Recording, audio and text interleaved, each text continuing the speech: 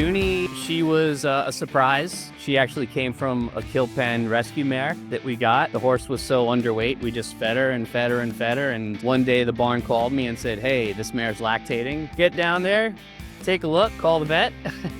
Said, you're gonna have a baby in 2 weeks. And that's what came out, what you saw today. I actually didn't want to get attached to her in the beginning. At that time, you know, we just were really focused on having safe ranch horses for our guests to ride that really didn't have much experience. So once we start to, you know, bring her out around the guests, everybody loved her. She was really mellow, really sociable. She's probably been my favorite. She's actually my first mare. I came to Equine Affair with all the wranglers back in the day, and this must have been 10, 15 years ago here. We just would watch the other competitors and we'd say, man, we'd love to do that someday, but we kind of knew that like we weren't, you know, really at the point in our horsemanship, or did we have the horsepower to really ever do it and be competitive. So it was kind of one of all those things, hey, maybe one day. And then I started riding with my good friend Cliff Shad. He's an incredible horseman, colt starter. He started to introduce more of the Western performance world. Through him, I met Greg Robinson, and he's my primary trainer.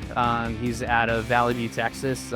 He's kind of one of those old school horse wizard kind of guys that you just don't know how he does what he does. You know, he gets the horse to love the job, he gets the performance, he puts the horsemanship first, and just I really, there was something about him and his teaching that just really resonated with me. You know, once I just kind of accepted, hey, I'm gonna not be so great at this for a while, but I had the desire to learn and to do it. You know, I was learning as my horse. He helped keep her like a step ahead of me, which was good, but we just kind of learned together, and it just got easier in time and things started to click, and it really understood how much just all the basic work takes you to that point of where you want to go. Well, my friend Brittany Mayer won this last year, so she was actually really pushing me, hey, you should ride in this, you should ride in this. And I'm like, nah, I don't think we're there yet. She goes, yeah, you're there. Just, you know, believe in yourself and do it. I said, all right. So I'm chatting it over with Greg, and, you know, my girlfriend Victoria basically decided to prepare. We try and keep it simple. So from prior courses that you guys done, and do a real nice job of switching it up every year and keeping it tricky, you know, but there's certain things like, for example, you know, I needed to jump, but I hadn't jumped on my horse until like 2 weeks ago. You know, it's like, all right, bring her up to it, she'll jump.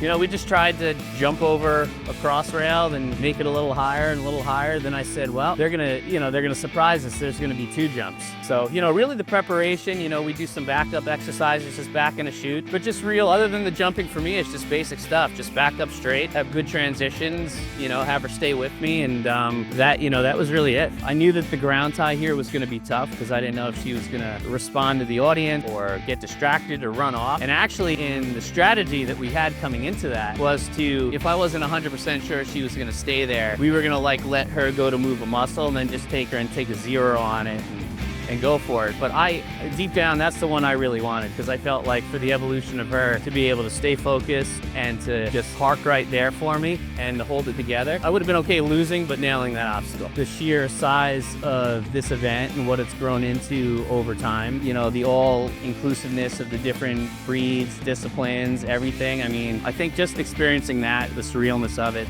being able to have a great experience for me and my horses, see a lot of friends that have been coming here for a long time, you know, just the overall experience of coming and enjoying it. I'll be back next year, for sure.